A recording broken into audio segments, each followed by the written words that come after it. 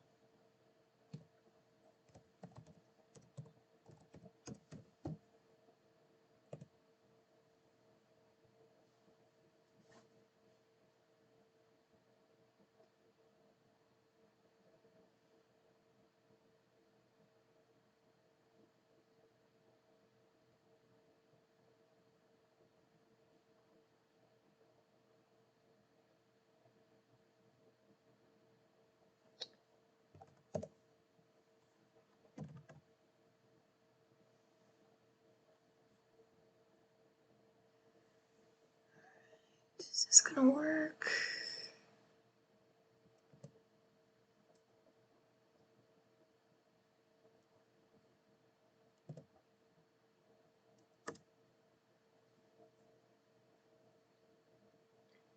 Alright, get that taken care of.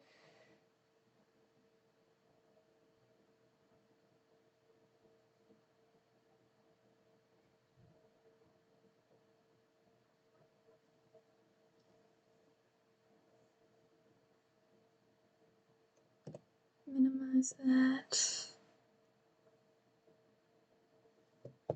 Alright, I'll be back.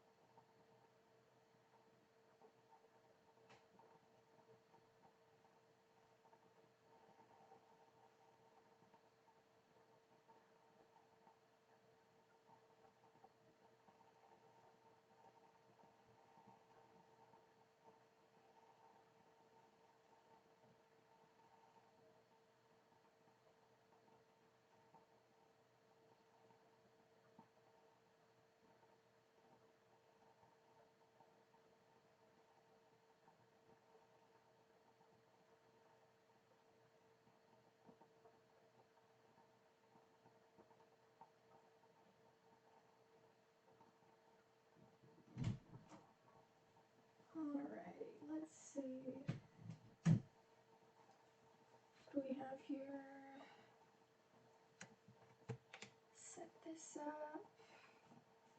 Need to move this out of the way. Oof.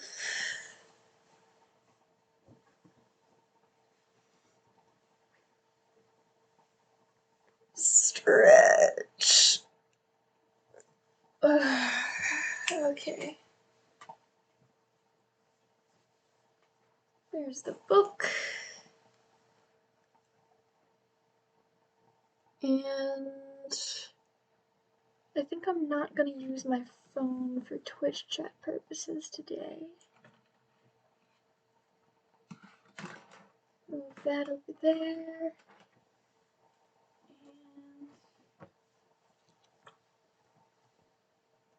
put a little tea towel there so the sound of me putting my glass down isn't horrendously awful.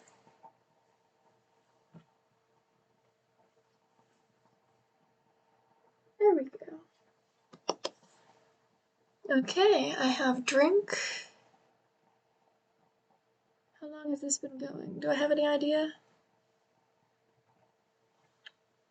Okay, where's my chat?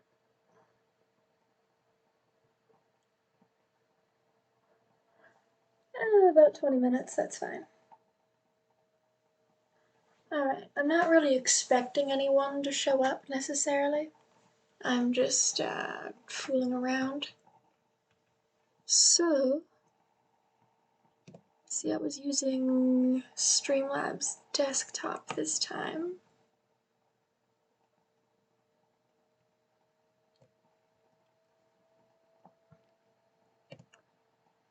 Minimize that. Okay, if this worked, if it did what it was supposed to do, I will be absolutely thrilled. Worth a shot. Oh my god, it worked. Okay.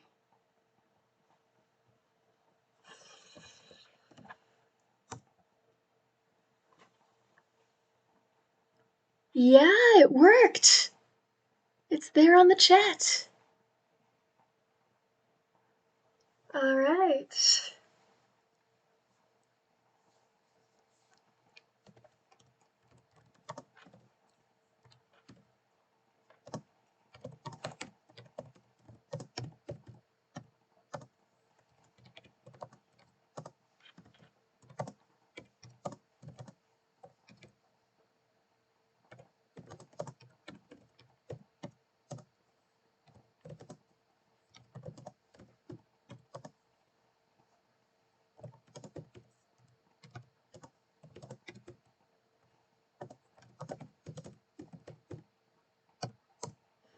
Alright, we're in business, lads. Going to warm up my voice a little, have some tea, and we'll be off to the races.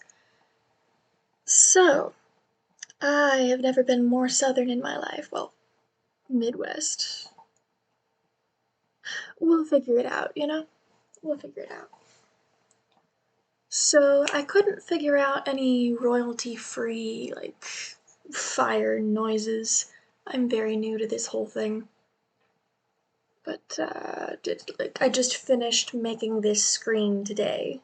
So, you know, we'll figure it out. But, yes, so I decided to grab one of my fire candles that I have. Yes, I know that's redundant, fire candles, but you don't understand, it makes crackly noises. So with any luck, it will be making crackly noises, and I will try to have campfire time with you guys a little bit, have story time in front of the gothic vampire fireplace. You know what I mean. Anyway, is my tea cold enough? Absolutely not. It will incinerate me. I need my book. Alright. Not gonna start yet, mostly just because I'm worried about my voice. I plan to go for the usual 4 hours if I can, but I don't know if there's 4 hours worth of content in this. We'll see. I might just do. So, what I'm reading for starters, that's what I should start off right off the bat with, shouldn't I? Is The King in Yellow by Robert W. Chambers. Uh, so, I've been interested in Lovecraftian stuff for a while in general. Just, it's one of my interests. I'm an incorrigible goth. What do you want from me? And, yeah, so I have a copy of this, and it's been sitting nice and pretty and completely unopened on my bookshelf.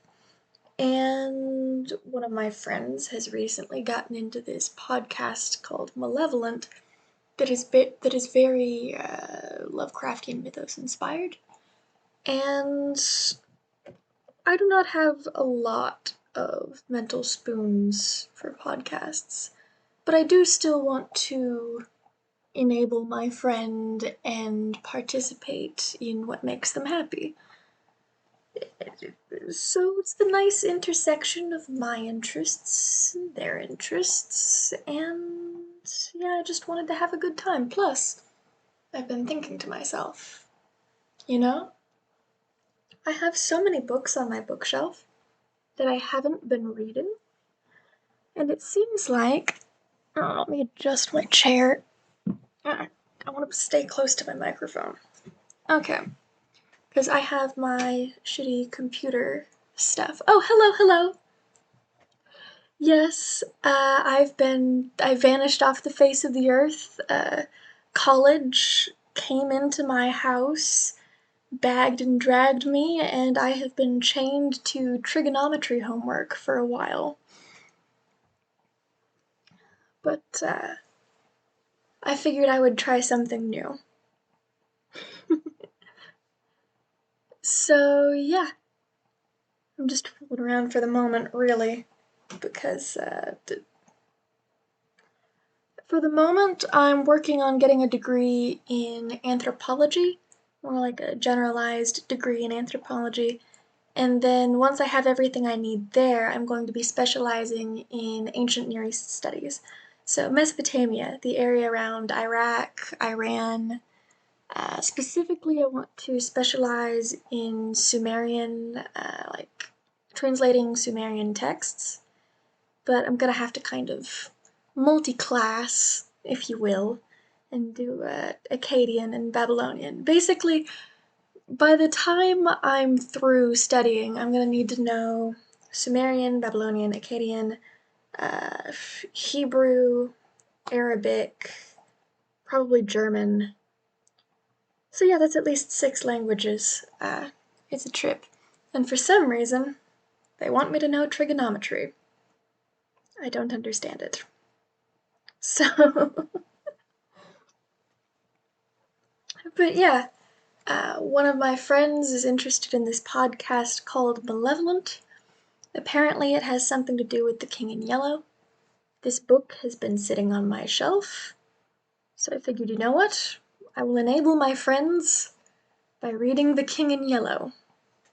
Especially because the only way I seem to get anything done for fun is if I do it in front of my camera. Metaphorically speaking, I'm not showing my face because I don't want to. That said, I have acquired one audience member, so I think that's all the prompting I need to get at it. Sit back, relax, have a cup of tea. I sure am. Uh, I'm just having a good time. So, The King in Yellow by Robert W. Chambers. How many stories are in this, anyway? Because I know it's technically a book of short stories, all variations on a theme, some connected, some not.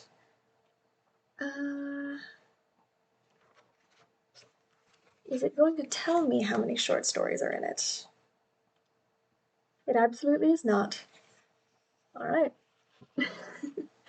Anthropology definitely is the field that keeps on giving, and it's very fun being an anthropologist who's interested in stuff like Lovecraft.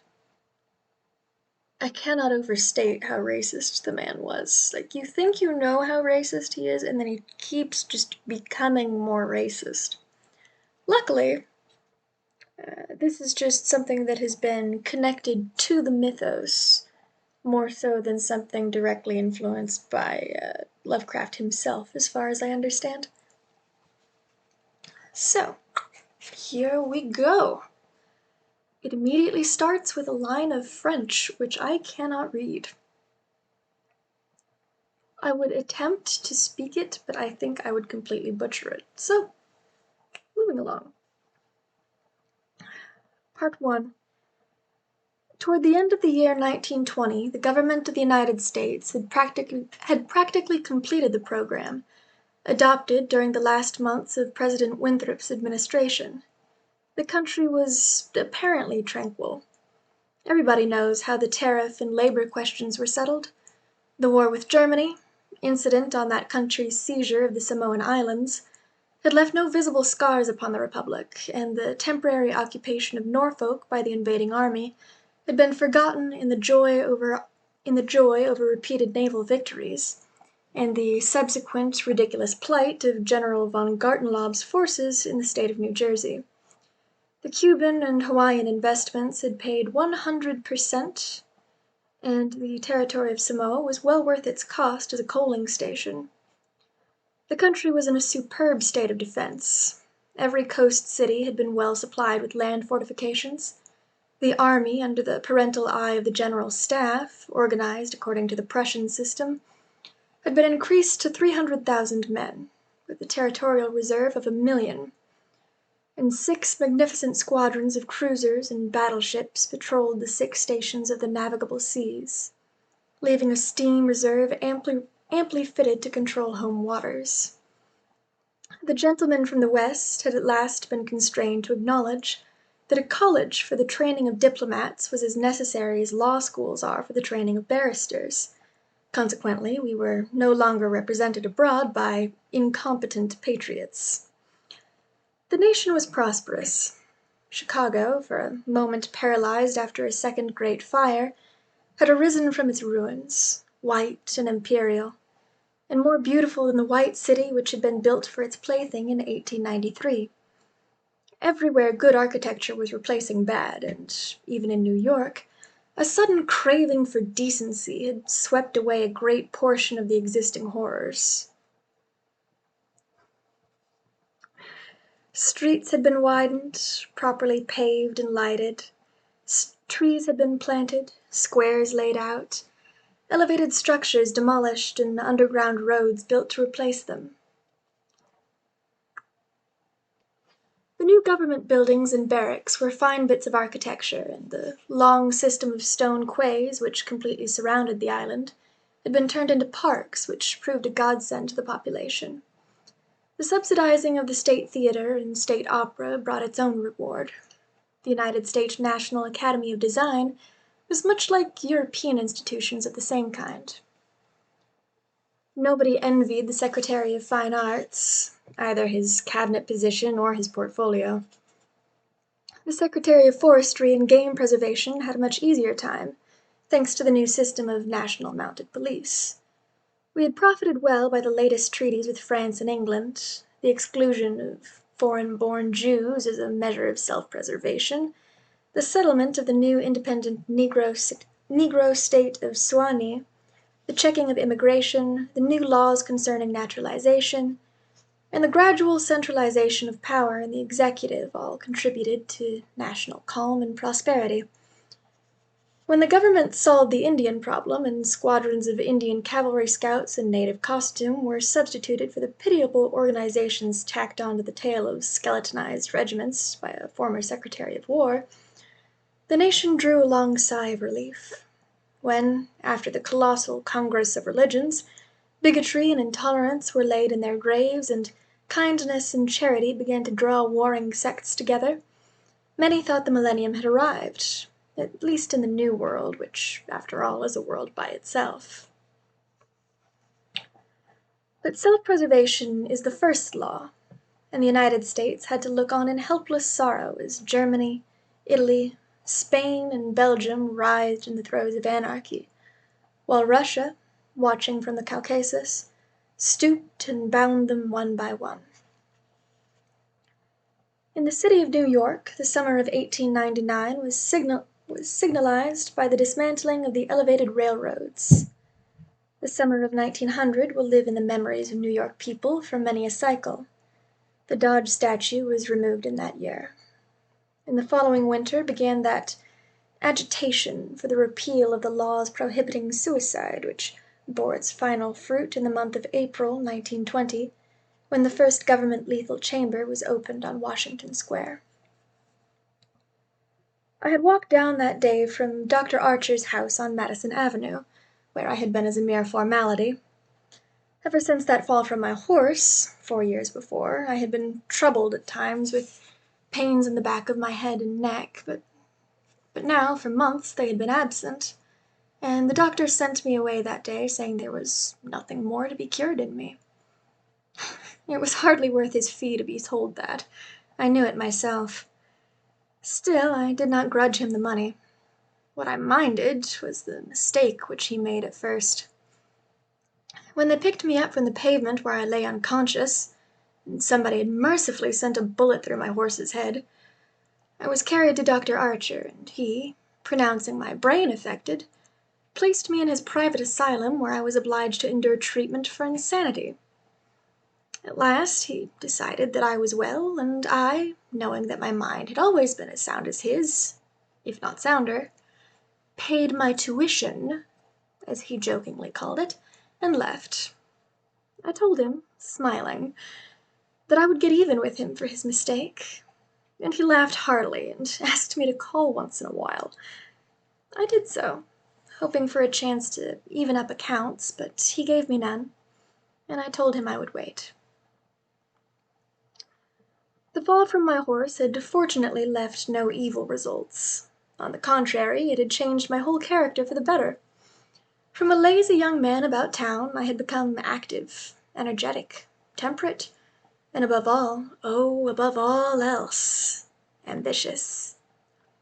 There was only one thing which troubled me. I laughed at my own uneasiness, and yet it troubled me. During my convalescence, I had bought and read for the first time The King in Yellow. I remember after finishing the first act that it occurred to me that I had better stop. I started up and flung the book into the fireplace. The volume struck the barred grate and fell open on the hearth in the firelight. If I had not caught a glimpse of the opening words in the second act, I should never have finished it, but as I stooped to pick it up, my eyes became riveted to the open page, and with a cry of terror, or perhaps it was of joy so poignant that I suffered in every nerve, I snatched the thing out of the coals and crept shaking to my bedroom, where I read it and reread it, and wept and laughed and trembled with a horror which at times assails me yet. This is the thing that troubles me, for I cannot forget Carcosa, where black stars hang in the heavens, where the shadows of men's thoughts lengthen in the afternoon, when the twin suns sink into the lake of Hali, and my mind will bear forever the memory of the pallid mask. I pray God will curse the writer, as the writer has cursed the world with this beautiful, stupendous creation, terrible in its simplicity, irresistible in its truth, a world which now trembles before the King in Yellow. When the French government seized the translated copies which had just arrived in Paris, London, of course, became eager to read it. It is well known how the book spread like an infectious disease, from city to city, from continent to continent, barred out here, confiscated there, denounced by press and pulpit, censured even by the most advanced of literary anarchists.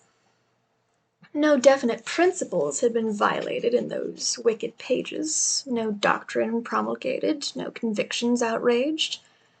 It could not be judged by any known standard, yet, although it was acknowledged that the supreme note of art had been struck in The King in Yellow, all felt that human nature could not bear the strain, nor thrive on words in which the essence of purest poison lurked. The very banality and innocence of the first act only allowed the blow to fall afterward with more awful effect. It was, I remember, the 13th day of April, 1920, that the first government lethal chamber was established on the south side of Washington Square, between Wooster Street and the South Fifth Avenue. The block, which had formerly consisted of a lot of shabby old buildings used as cafes and restaurants for foreigners, had been acquired by the government in the winter of 1898. The French and Italian cafes and restaurants were torn down.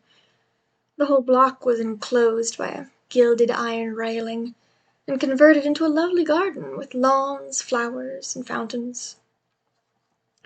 In the center of the garden stood a small white building, severely classical in architecture, and surrounded by thickets of flowers.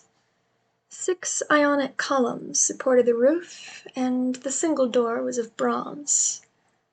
A splendid marble group of the Fates stood before the door, the work of a young American sculptor, Boris Yvain, who had died in Paris when only 23 years old. The inauguration ceremonies were in progress as I crossed University Place and entered the square. I threaded my way through the silent throng of spectators, but was stopped at 4th Street by a cordon of police. A regiment of United States Lancers were drawn up in a hollow square around the lethal chamber.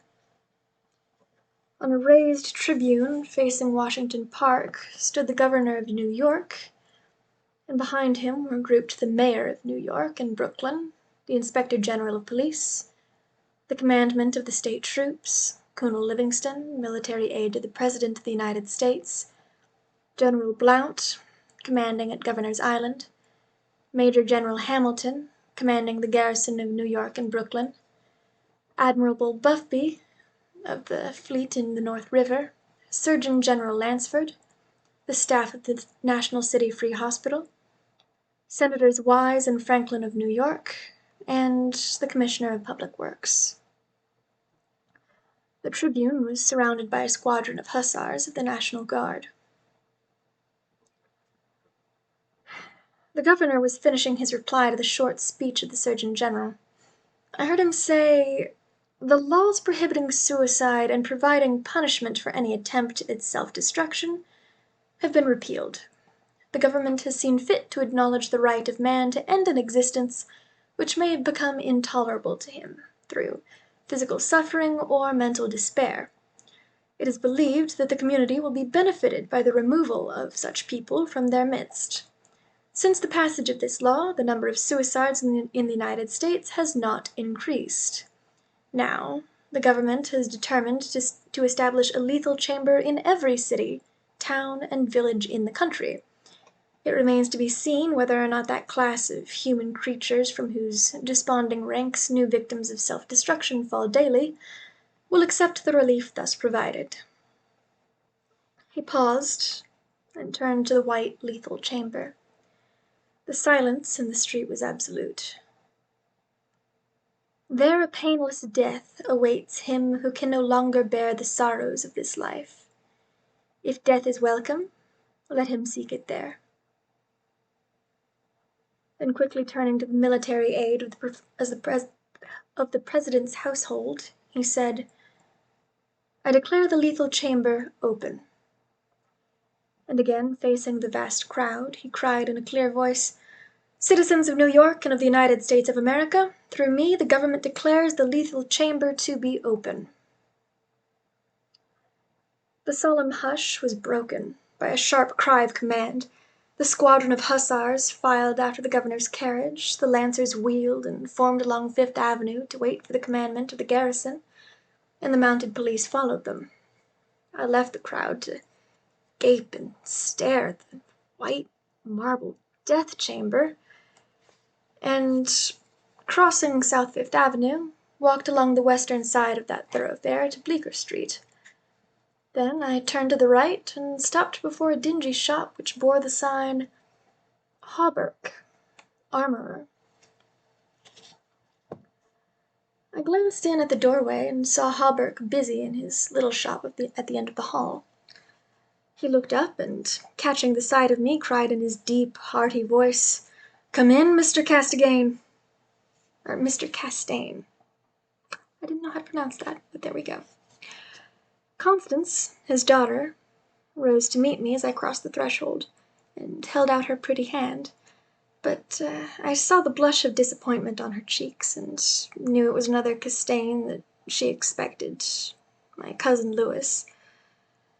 I smiled at her confusion, and complimented her on the banner she was embroidering from a colored plate. Old Hawberk sat riveting the worn greaves of some ancient suit of armor, and the ting, ting, ting of his little hammer sounded pleasantly in the quaint shop.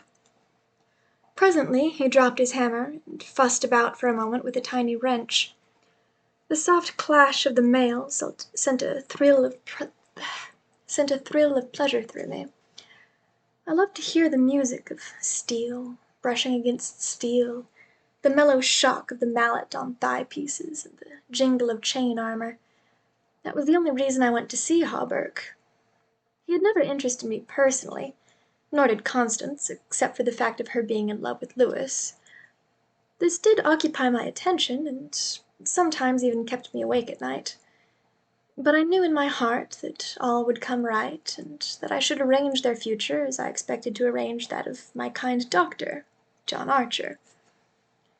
However, I should never have troubled myself about visiting them just then, had it not been, as I say, that the music of the tinkling hammer had for me this strong fascination. I would sit for hours, listening and listening, and when a stray sunbeam struck the inlaid steel, the sensation it gave me was almost too keen to endure.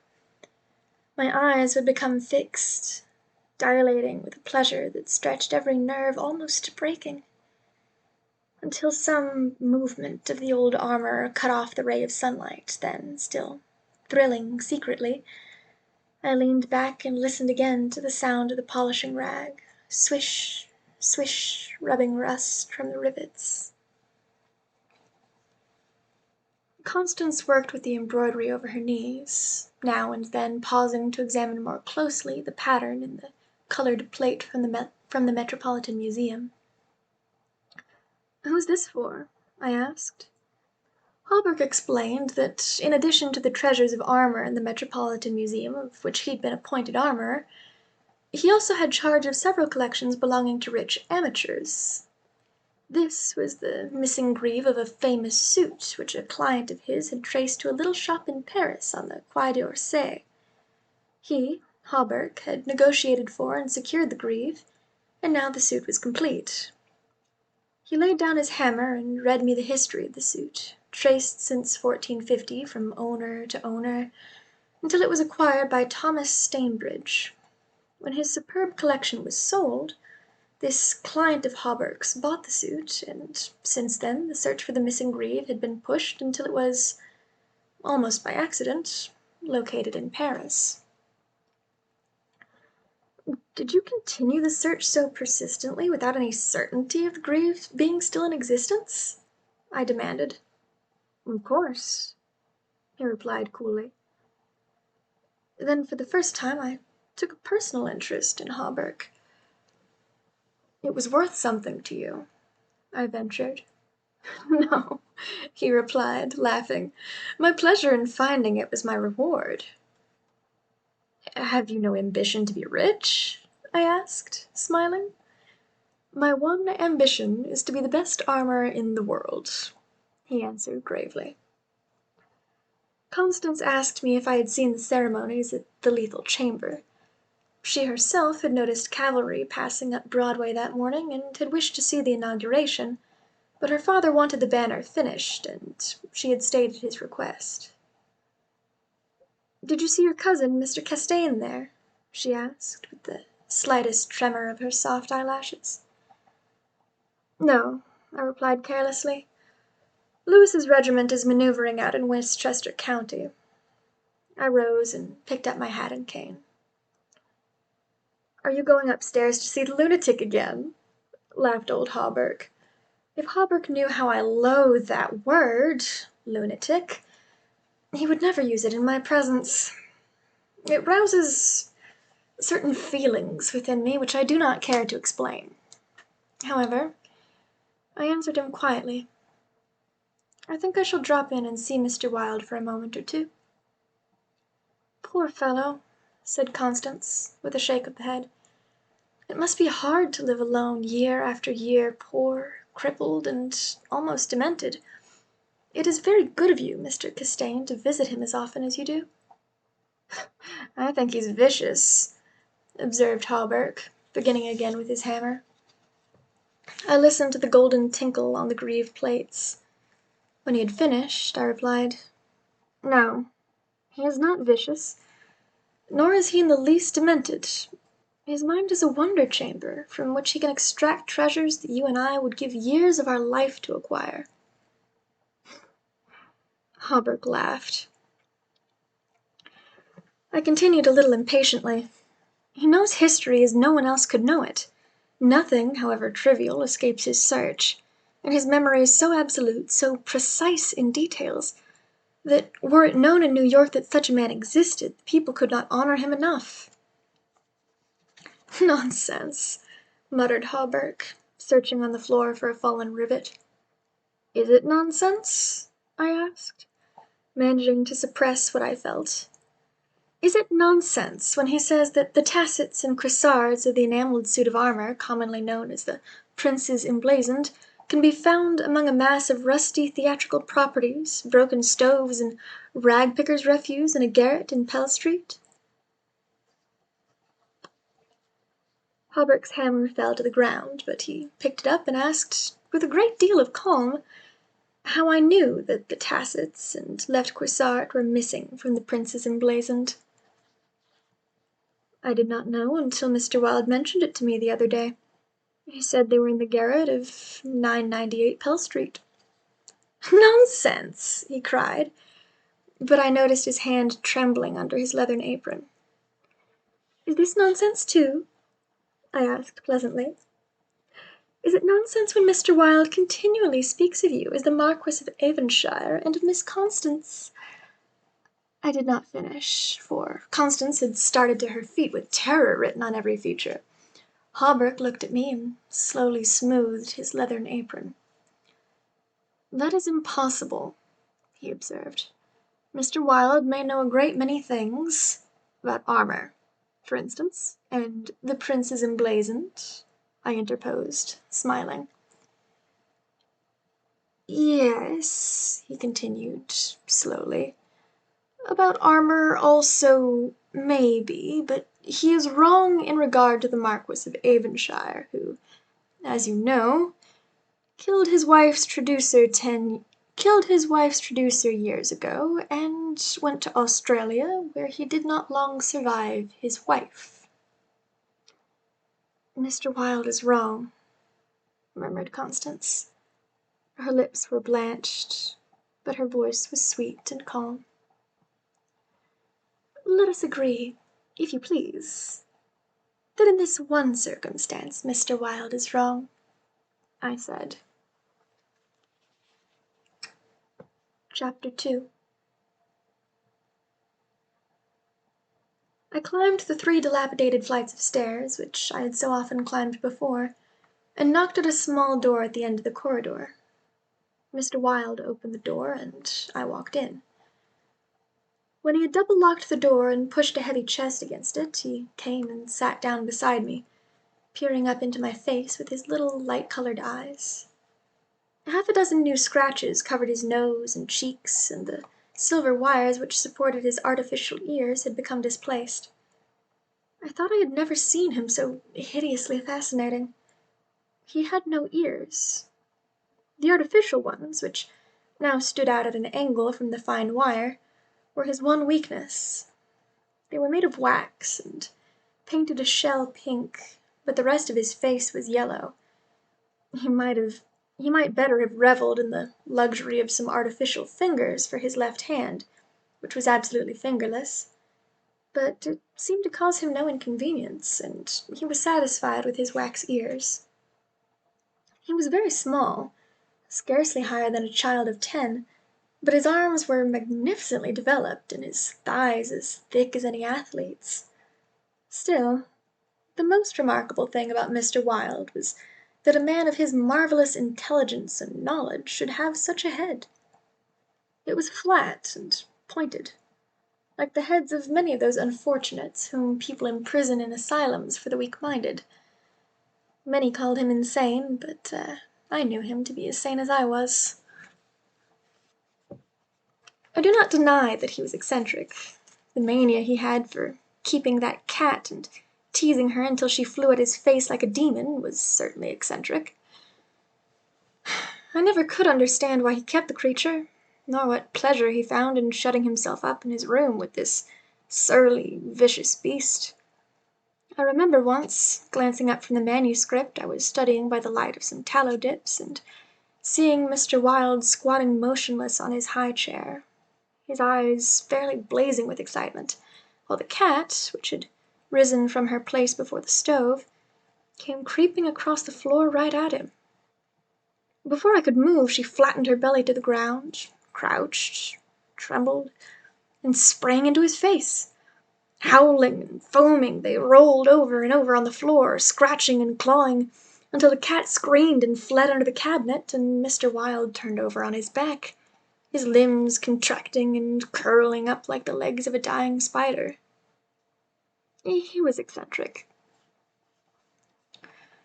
Mr. Wilde had climbed into his high chair and, after studying my face, picked up a dog-eared ledger and opened it. "Henry B. Matthews," he read, "bookkeeper with Wysott and Company, dealers in church ornaments. Called April 3rd reputation damaged on the racetrack. Known as a welcher. Reputation to be repaired by August 1st. Retainer, $5. He turned the page and ran his fingerless knuckles down the closely written columns. P. Green Dusenberry, minister of the gospel, Fairbreach, New Jersey. Reputation damaged in the Bowery. To be repaired as soon as possible. Retainer, $100. He coughed and added, "Called April 6th.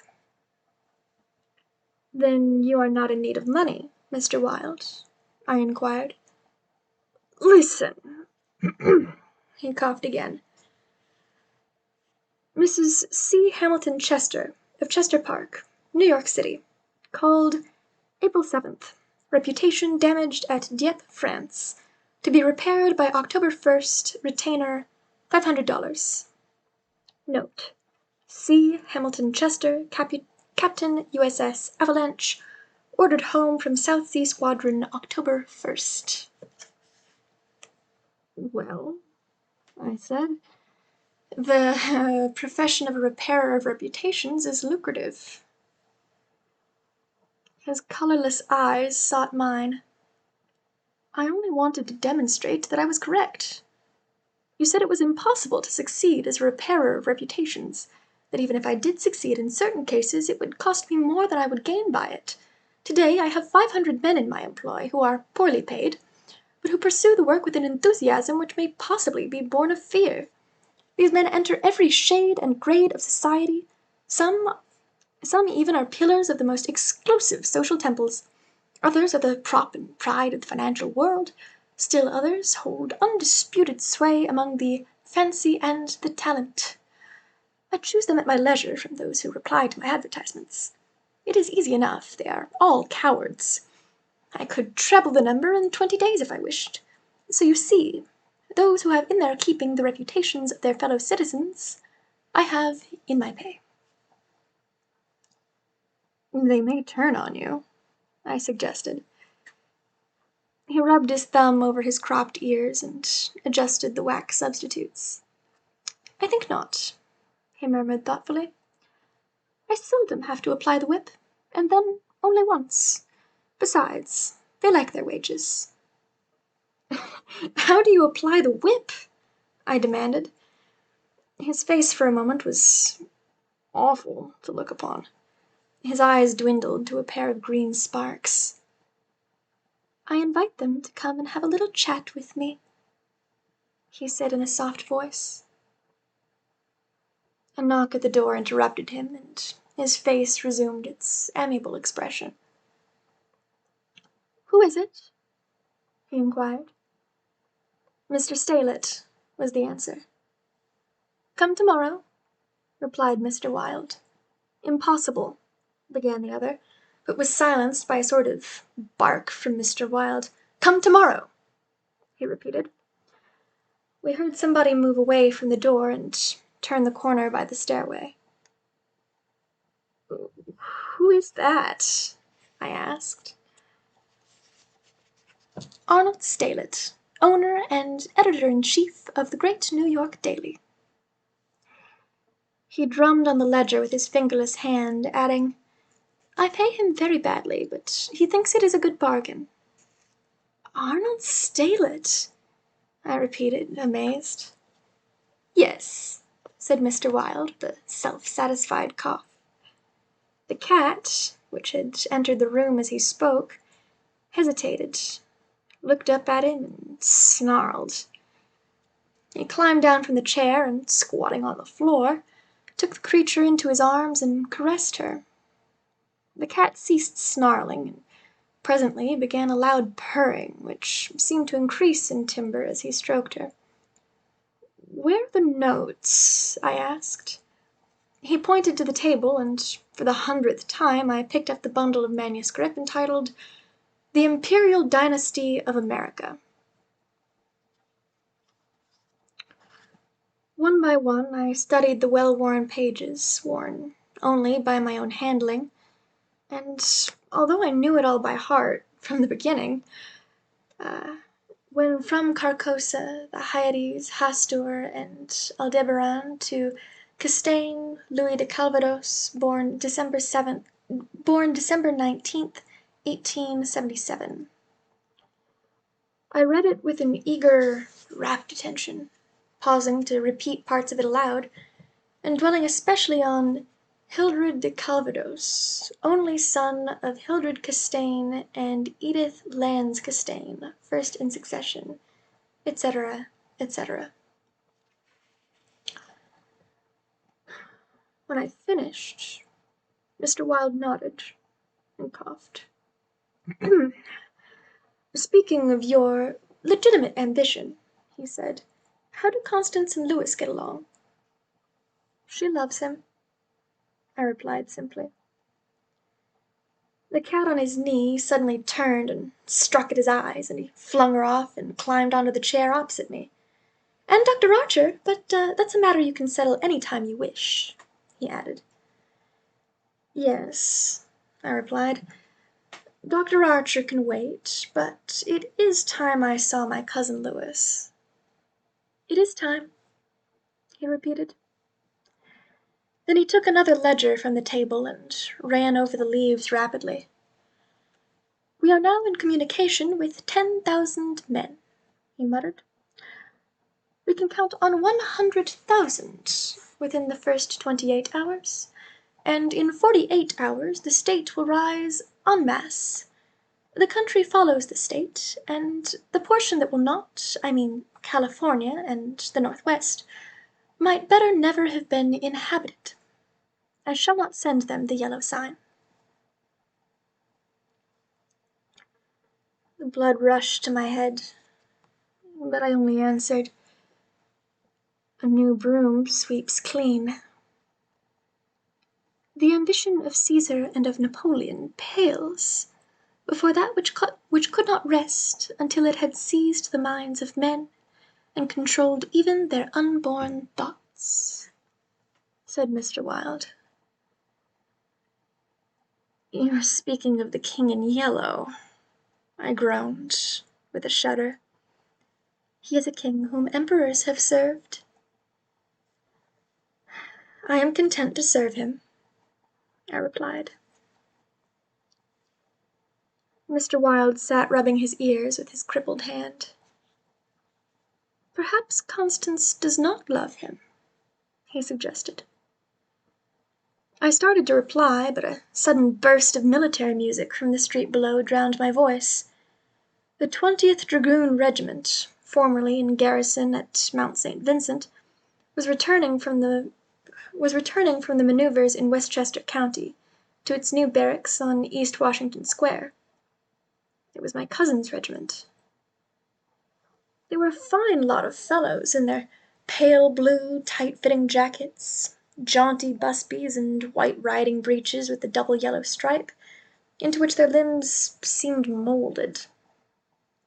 Every other squadron was armed with lances, from the metal points of which fluttered yellow and white pennons. The band passed, playing the regimental march, then came the kunel and staff, the horses crowding and trampling, while their heads bobbed in unison, and the pennons fluttered from their lance points. The troopers, who rode with the beautiful English seat, looked brown as berries from their bloodless campaign among the farms of Westchester, and the music of their sabres against the stirrups, and the jingle of spurs and carbines was delightful to me. I saw Lewis riding with his squadron. He was as handsome an officer as I have ever seen. Mr. Wilde, who had mounted a chair by the window, saw him too, but said nothing. Lewis turned and looked straight at Hawberk's shop as he passed, and I could see the flush on his brown cheeks. I think Constance must have been at the window.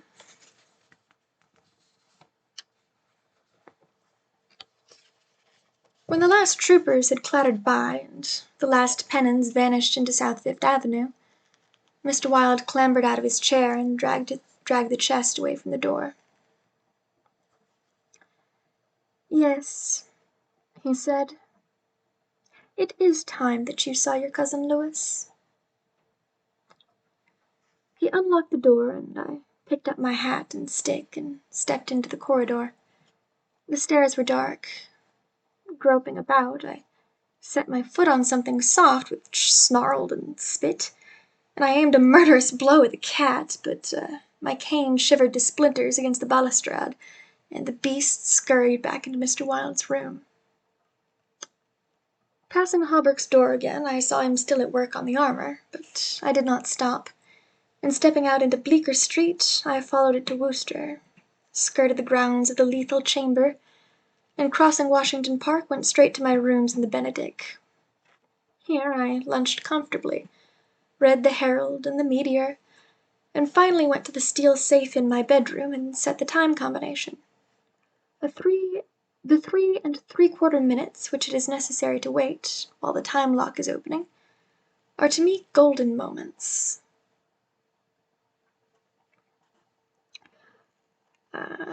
Oh goodness, people have been talking. Okay. I didn't intend to interrupt my reading to look at chat, but I guess I'm doing that. Let's see. Hello, is Cal. Hello, Cal. It is good to have you here. I appreciate having you here very much. I tried very hard with this stream setup. Very hard. Let me see. Corbett, man, I appreciate the enthusiasm, but please don't use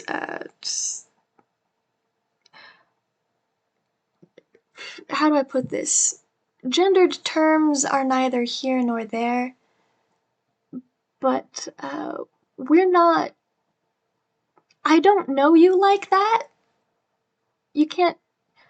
Please don't come up to random people and call them mommy. It's uncomfortable. Okay. Zorks CS, first time chat.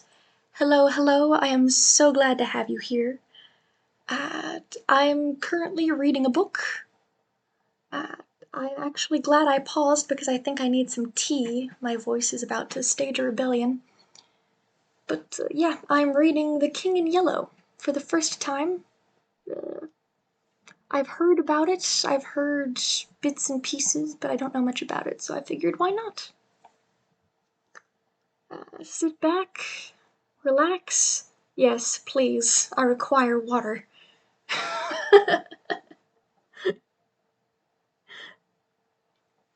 Let's see, I'm on page 18. So we're on like chapter 2. You can already hear the rasp in my voice. We're having a wonderful time. How many pages are in this book? There are 202 pages in this book. So, I'll give a summary for you guys while I drink my tea.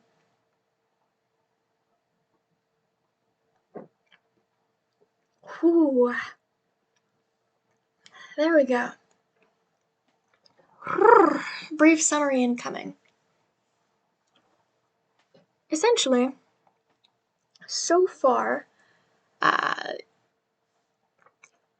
I'm immediately recognizing the particular quality of how this author writes. There were a lot of extraneous history facts to sort of give you time and setting and things like that, but mostly a lot of fluff. The gist of it, when our main character actually starts speaking to us directly, the United States government,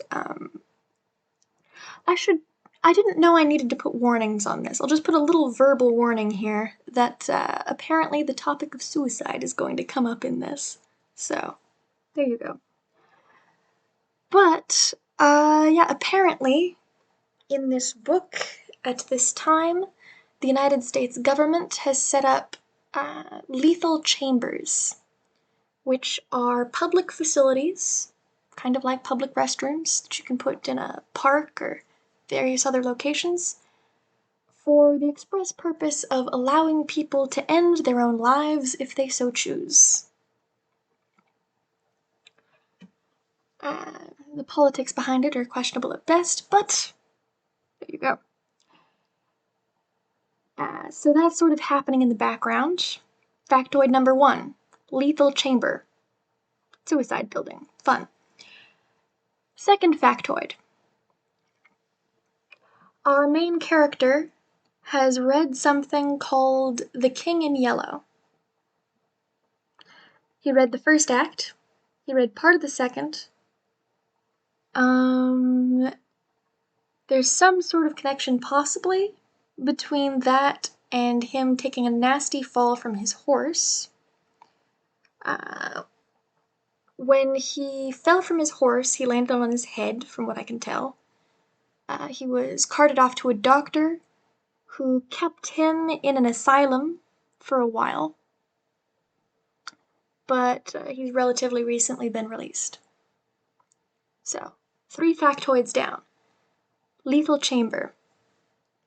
Man has read something called The King in Yellow, which was an emotional experience. And he's been recently released from an asylum after falling on his head.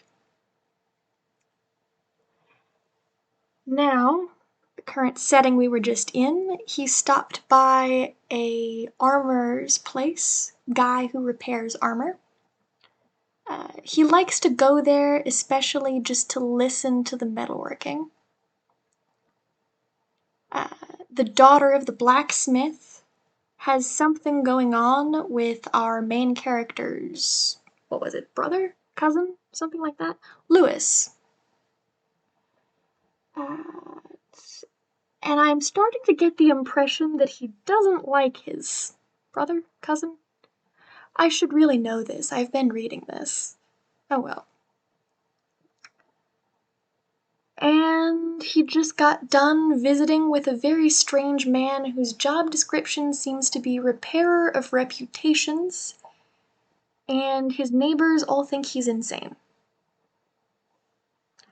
So, I don't have enough to knit a full tapestry together, but the threads are starting to come together. Something's up with this relative. He doesn't like that his relative has this possible girlfriend. The King in Yellow is very sus.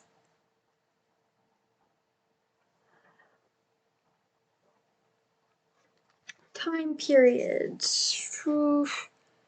19 something. He's been listing years. Let me see, I'll flip back through this.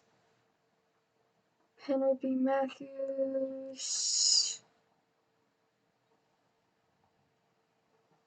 Let's see, that's the garret. No. Not that. Where'd it go? Give me more dates. Okay, so it's sometime after 1920. Or at least April 1920.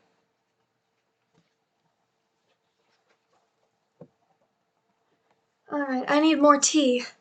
And then we're gonna get back to it.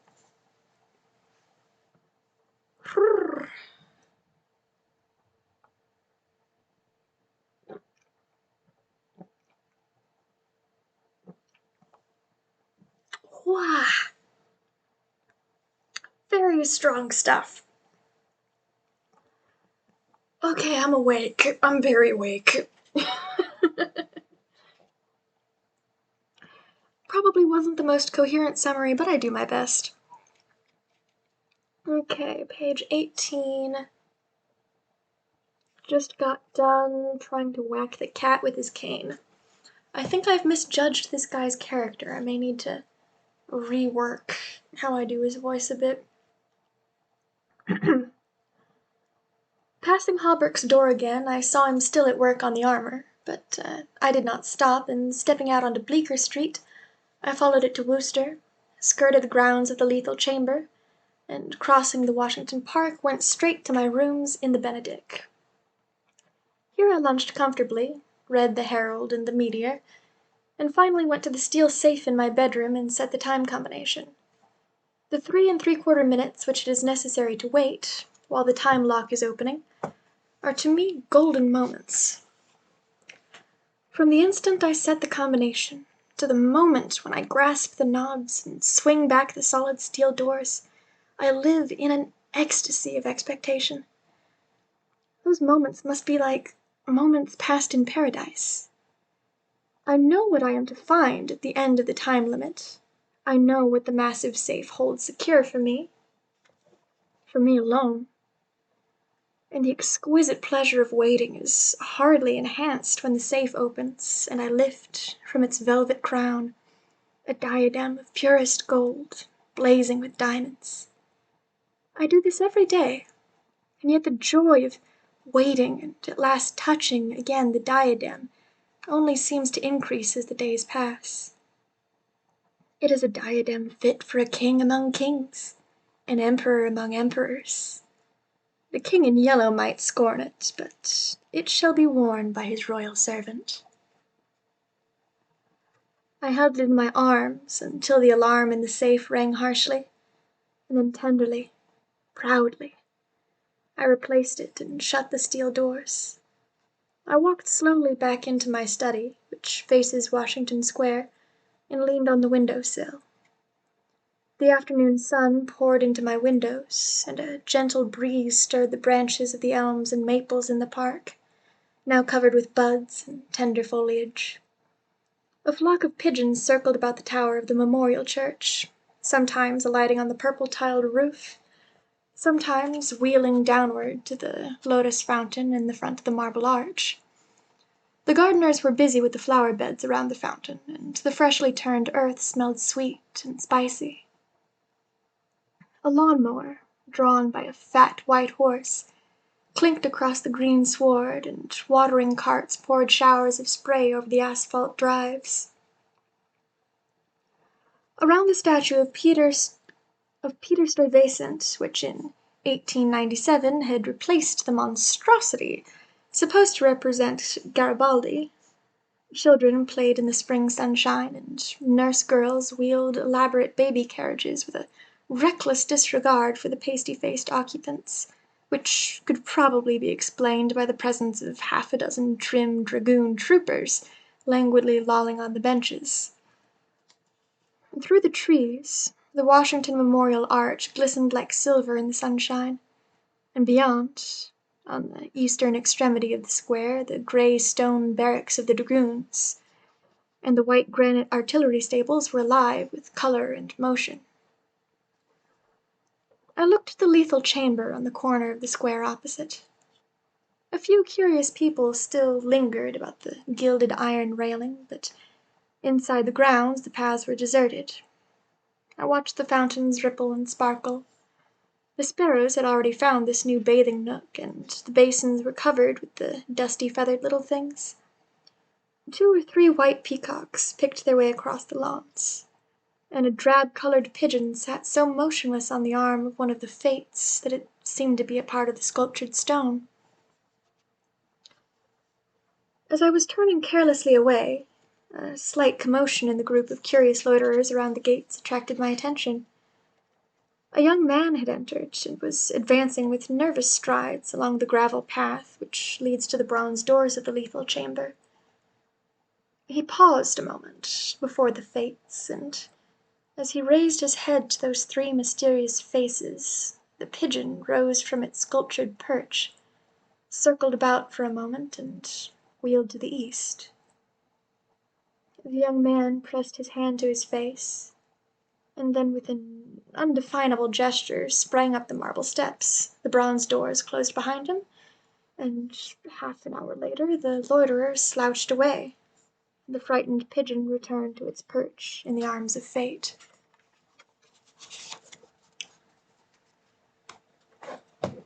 I put on my hat and went out into the park for a little walk before dinner. As I crossed the central driveway, a group of officers passed, and one of them called out, "Hello, Hildred," and came back to shake hands with me. It was my cousin Louis, who stood smiling and tapping his spurred heels with his riding whip. "Just back from Westchester," he said. "Been doing the bucolic, milk and curds, dairy maids in sunbonnets, who say 'Yow' and 'I don't think' when you tell them they're pretty. I'm nearly dead for a square meal at Delmonico's. What's the news?" "There is none," I replied pleasantly. "I saw your regiment coming in this morning." "Did you? I didn't see you. Where were you?" "In Mr. Wilde's window." "Oh, hell," he began impatiently. "That man is stark mad. I don't understand why you—" He saw how annoyed I felt by this outburst, and begged my pardon. "Really, old chap," he said, "I don't mean to run down a man you like, but for the life of me I can't see what the deuce you find in common with Mr. Wilde. He's not well bred, to put it generously. He is hideously deformed. His head is the head of a criminally insane person. You know yourself he's been in an asylum." "So have I," I interrupted calmly. Louis looked startled and confused for a moment, but recovered and slapped me heartily on the shoulder. "You were completely cured," he began, but I stopped him again. "I suppose you mean that I was simply acknowledged never to have been insane." "Of course, that's what I meant," he laughed. I disliked his laugh because I knew it was forced. But I nodded gaily and asked him where he was going. Louis looked after his brother officers, who had now almost reached Broadway. We had intended to sample a Brunswick cocktail, but to tell you the truth, I was anxious for an excuse to go and see Hawberk instead. "Come along. I'll make you my excuse." We found old Hawberk, neatly attired in a fresh spring suit, standing at the door of his shop and sniffing the air. "I'd just decided to take Constance for a little stroll before dinner," he replied to the impetuous volley of questions from Louis. "We thought of walking on the park terrace along the North River." At that moment Constance appeared, and grew pale and rosy by turns as Louis bent over her small gloved fingers. I tried to excuse myself, alleging an engagement uptown, but Louis and Constance would not listen, and I saw I was expected to remain and engage old Hawberk's attention. After all, it would be just as well if I kept my eye on Louis, I thought, and when they hailed a Spring Street horse car, I got in after them and took my seat beside the armorer. The beautiful line of parks and granite terraces overlooking the wharves along the North River, which were built in 1910 and finished in the autumn of 1917, had become one of the most popular promenades in the metropolis. They extended from the Battery to 190th Street, overlooking the noble river and affording a fine view of the Jersey shore and the highlands opposite. Cafes and restaurants were scattered here and there among the trees, and twice a week military bands from the garrison played in the kiosks on the parapets. We sat down in the sunshine on the bench at the foot of the equestrian statue of General Sheridan. Constance tipped her sunshade to shield her eyes, and she and Louis began a murmuring conversation which was impossible to catch. Old Hawberk, leaning on his ivory-headed cane, lighted an excellent cigar, the mate to which I politely refused, and smiled at vacancy. The sun hung low above the Staten Island woods, and the bay was dyed with golden hues reflected from the sun-warmed sails of the shipping in the harbor. Brigs, schooners, yachts, clumsy ferryboats, their decks swarming with people, railroad transports carrying lines of brown, blue, and white freight cars, stately sound steamers, déclassé tramp steamers, coasters, dredgers, scows, and everywhere pervading the entire bay impudent little tugs puffing and whistling officiously. These were the craft which churned the sunlit waters as far as the eye could reach. In calm contrast to the hurry of sailing vessel and steamer, a silent fleet of white warships lay motionless in midstream. Constance's merry laugh aroused me from my reverie. "What are you staring at?" she inquired. "Nothing. The fleet," I smiled. Then Louis told us what the vessels were, pointing out each by its relative position to the old red fort on Governor's Island. "That little cigar-shaped thing is a torpedo boat," he explained. "There are 4 more lying close together. They are the Tarpon, the Falcon, the Sea Fox, and the Octopus. The gunboats just above are the Princeton, the Champlain, the Stillwater, and the Erie. Next to them lie the cruisers Farragut and Los Angeles, and above them the battleships California and Dakota, and the Washington, which is the flagship. Those 2 squatty-looking chunks of metal which are anchored there off Castle William are the double-turreted monitors Terrible and Magnificent. Behind them lies the ram, Osceola." Constance looked at him with deep approval in her beautiful eyes. "What loads of things you know for a soldier," she said, and we all joined in the laugh which followed. Presently Louis rose with a nod to us and offered his arm to Constance, and they strolled away along the river wall. Hawberk watched them for a moment, and then turned to me. "Mr. Wilde was right," he said. "I found the missing tassets and left cuissard of the Prince's emblazoned in a vile old junk garret in Pell Street." "998?" I inquired, with a smile. "Yes." "Mr. Wilde is a very intelligent man," I observed. "I want to give him the credit of this most important discovery," continued Hawberk, "and I intend it shall be known that he is entitled to the fame of it." "He won't thank you for that," I Tea, my desperation for tea.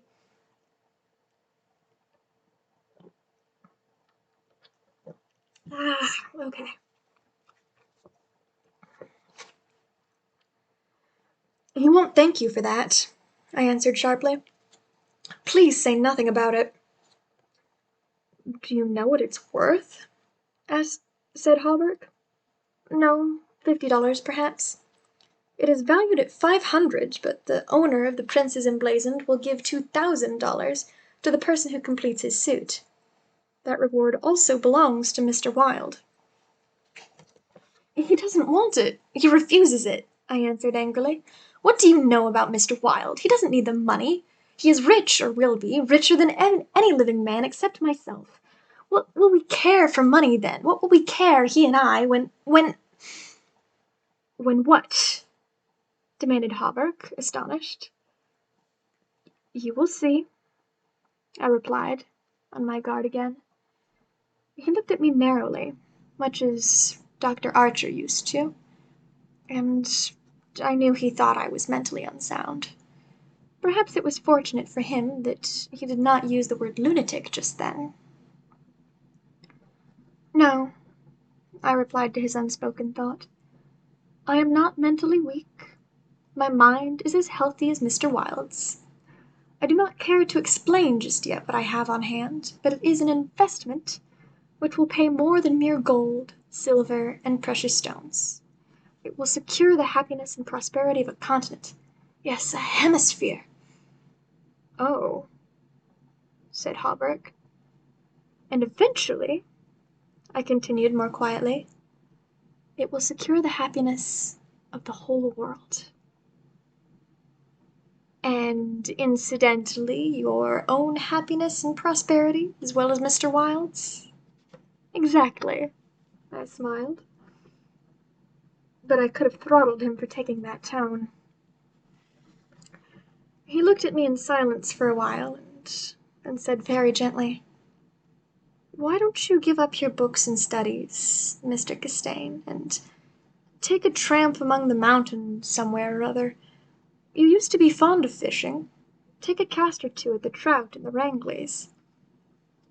"I don't care for fishing any more," I answered, without a shade of annoyance in my voice. "You used to be fond of everything," he continued. "Athletics, yachting, shooting, riding." "I have never cared to ride since my fall," I said quietly. "Ah, yes, your fall," he repeated, looking away from me. I thought this nonsense had gone far enough, so I brought the conversation back to Mr. Wilde, but he was scanning my face again in a manner highly offensive to me.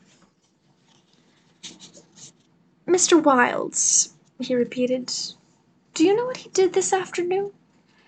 He came downstairs and nailed a sign over the hall door next to mine. It read, 'Mr. Wilde, repairer of reputations, third bell.' Do you know what a repairer of reputations can be?" "I do," I replied, suppressing the rage within.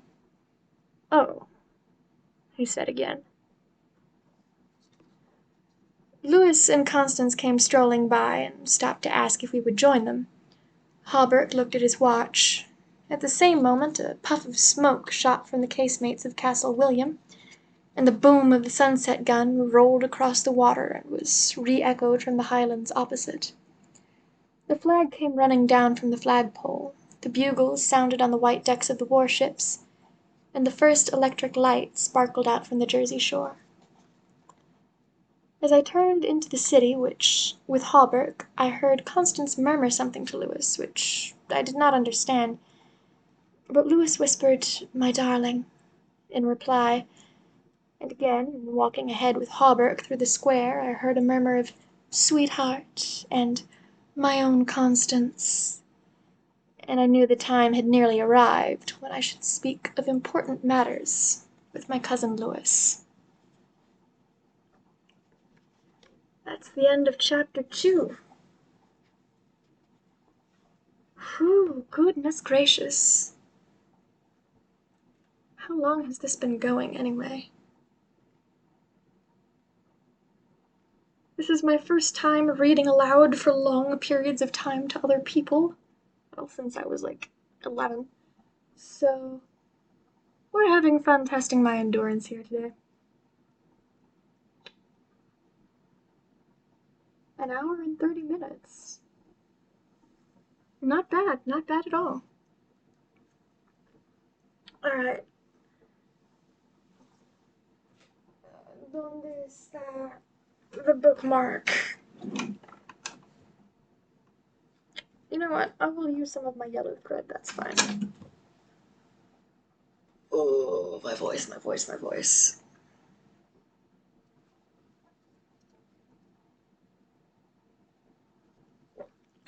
Alright. The end of chapter 2, so I kind of want to sit here for a moment and just think about the characters. Because I think in the first chapter, I completely did the voices just wrong. Part of this is my vocal cords are very tight at the moment. But Okay. I still don't think I have absorbed our main character's name. His last name is Castaigne, spelled very French. I have definitely been mispronouncing his brother's name, but now I'm committed to the bit at this point because it's spelled the French way, not the Anglophone way. Um, Let me see, what else do we have? I think our main character is up to some nonsense. I think he's on some nonsense. We can safely say he's on some nonsense because he keeps fawning over a jeweled crown in his safe that is connected to this mysterious king in yellow who is king of kings, emperor of emperors, he whom emperors have served. And he's enthusiastic about serving this figure, not reluctant, not suspicious. He's enthusiastic about it. So I think to some extent, while he was horrified by reading The King in Yellow, I think he was captivated by it. So I've definitely the first chapter I did his character reactions and tones completely wrong, but we'll fix that. And Mr. Hawberk is a very particular strain of dude, a very particular strain of guy. I recognize this strain of guy. Constance has been copy pasted from every uh, gothic horror novel ever at the moment, and she's more a source of conflict than anything. The cousin, Louis, or Louis, uh, main character does not like him. It might have something to do with Constance. He might be jealous. Unclear.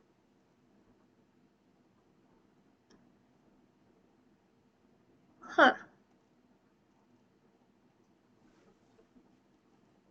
Curiouser and curiouser.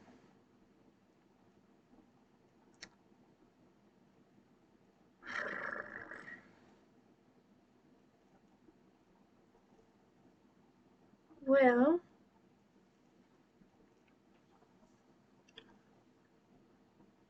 as much as I am utterly fascinated by this book, my voice is about to give out. So, I think I'm going to hop off of stream for the day. And let me see. I have college work to do tomorrow, a lot of it. Sunday I should be free, so I might be back to doing this Sunday. Yeah, okay. Where's my Streamlabs?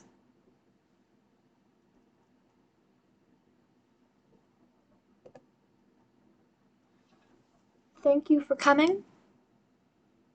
I'm glad to have had you.